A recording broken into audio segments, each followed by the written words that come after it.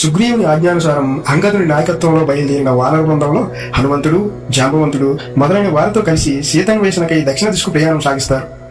ఆ వానర సైన్యంలో అంగదుడే నాయకుడైన సుగ్రీవుడు హనుమంతుడినే పిలిచి, నీటిలో, నిప్పులో, నింగిలో, నిరర్ధక లోకములో నీకు అనివార్యాలనేది లేదు, గిరిసాగర మండలాదిలోనూ నీకు తెలియనిది లేదు, బలంలోన, వేగంలోన, తేజంలోన హనుమంతుడు వాయుదేవుడితో సమానుడు కావున హనుమ సీతను సాధించే కార్యభారాన్ని అంతటిని సుగ్రీవుడు హనుమంతుడిపై పెడతాడు. రాముడు దానిని అంగీకరించి తన నామాంకితమగు ఉంగరమును తీసి హనుమంతునికి ఇస్తాడు. ఆంజనేయుడు ఆ ఉంగరము తీసుకుని రామునకు నమస్కరిస్తాడు. సీత జాడ తెలుసుకోవటానికి ఆంజనేయునికి సుగ్రీవుడు ఒక నెల గడువిస్తాడు. ఆంజనేయుడు రామునికి నమస్కరించి బయలుదేరి రామ మంత్రాన్ని 1,00,000 మార్లు జపించి 1,00,000 మార్లు రాసి లంకాయానమునకు తగిన సామర్థ్యాన్ని పొందుతాడు. సుగ్రీవుని సూచనల ప్రకారం హనుమాదాదులు సీతకై వింధ్యా పర్వత ప్రాంతంలో వెదికారు. అంతలో మార్గశిర మాసం ఆరంభమైంది. ఖండువ మహర్షి ఆశ్రమ ప్రాంతంలో భీకరాకారుడైన రాక్షసుడు వానరులను మెంగాలను వస్తున్నాడు. ఆ రాక్షసుల్ని అంగదుడు చంపివేశాడు. అంతలో వారికి ఒక బిలం కనిపించింది. అందులో ప్రవేశించడానికి కష్టంగా ఉంది. దానిని చూసి వానరులు భయపడుతున్నారు. కాంతి కూడా ప్రవేశింపదని గాఢంధకారమైన ఆ బిలములో ప్రవేశించారు. అలా కొంత దూరం పోయిన తర్వాత వారికి వెలుతురు కనిపించింది. అలా కొంత దూరం పోగా వారికి ఒక రమణీయమైన వనము, అందులో బంగారు భవనము కనిపించింది. ఆ భవనంలో తపోదీక్షలో ఉన్న ఒక తాపసి వారికి కనిపించింది. ఆమె దగ్గరికి వెళ్ళడానికి భయపడిన వానరులు దూరంగా నిలబడ్డారు. ఆంజనేయుడు ఆ వృద్ధురాలిని సమీపించి ఆమెకు నమస్కరించి, ఓ వృద్ధురాల, ఈ బంగారు బిలము, మణిమండప సౌధములు ఎవరివి? మీరెవరు? మేము ఈ మార్గంలో ఆకలి దప్పులతో ఈ బిలములో ప్రవేశించాము. దానిని చూసి ఆశ్చర్యంతో దిక్కు తెలియక దుఃఖించుతున్నాము. ఇక్కడ శుచికర పదార్థములు, బంగారు చెట్లు, ఫల విశేషాలు, రజిత గృహములు, బంగారు కిటికీలు, విమానాలు, బంగారు కమలములు అన్నీ ఉన్నాయి. ఇవన్నీ తమ ప్రభావ నిర్మితాలా? ఇంకెవరైనా దీన్ని ఏర్పాటు చేశారా అని అడిగారు. దానికి తాపసి తన వృత్తాంతమును, భయంచే నిర్మింపబడిన అక్కడి భవన విశేషములను, బిలమందని తన ఆతిథ్యములతో వారి ఆకలి దప్పులు తీర్చి వారు ఆ బిలములో ఎలా ప్రవేశించారో తెలపమని కోరింది. అంతలో హనుమంతుడు సీతాన్వేషణలో తాను బిలములో ప్రవేశించినట్లు వివరించాడు.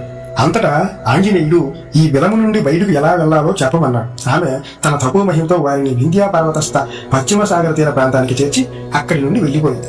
వింధ్యా పర్వత గుహ వద్ద వానరులు గడ్డిని పరుచుకుని అక్కడే బస చేశారు. ఆ గుహ సమీపంలో సంపాతి అనే గృధరాజు వారిని చూసి తనకు ఆహారం కోసం వారిని చంపడానికి బయలుదేరుతాడు. వానరులు ప్రసంగంలో సీతారాముల కథ, జటాయు వధ వీరిన సంపతి తనకు విశాఖార మహర్షి ఇచ్చిన శాపంలో తాను ఎప్పుడైతే సీతారాముల వృత్తాంతమును వినో అప్పుడు తనకు రెక్కలు వస్తాయని ముని మాటలకు అతని రెక్కలు వస్తాయి.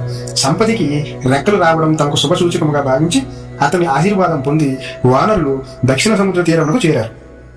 లంకకు గల 100 యోజనాల దూరము గల సముద్రమును దాటుటకు జాంబవంతుడు తనకు 90 యోజనాల వరకు వెళ్ళగల శక్తి మాత్రమే తనకుందని తెలిపాడు.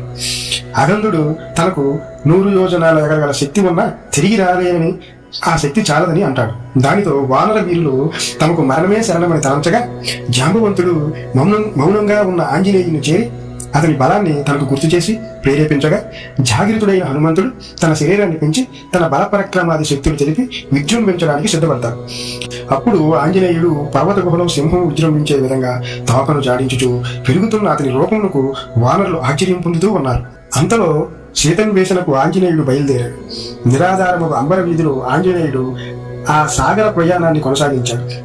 ఆ సముద్రంలో సింహిక అనే ఒక రాక్షసి పైన వెళుతున్న హనుమంతుని చూసి తనకు ఇన్నాళ్ళకు ఆహారం దొరికిందని సంతోషంతో నీటిలో పడుతున్న హనుమంతుని నీడను కొట్టుకుని లాగింది. ఆంజనేయుడిని గ్రహించి పైకి కిందకి పక్కకు చూస్తాడు.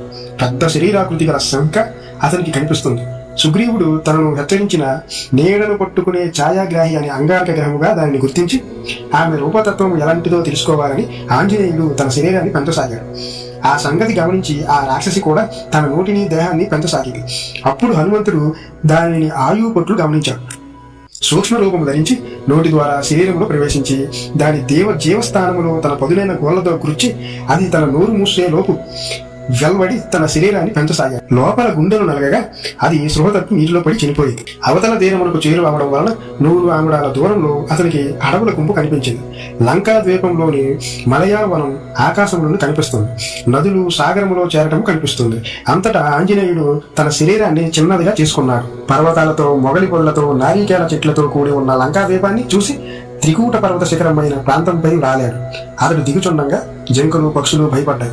ఆ పర్వత శిఖరంపై వెళ్లి అమరావతి పట్టణము పోయిన లంకను హనుమంతుడు చూస్తాడు.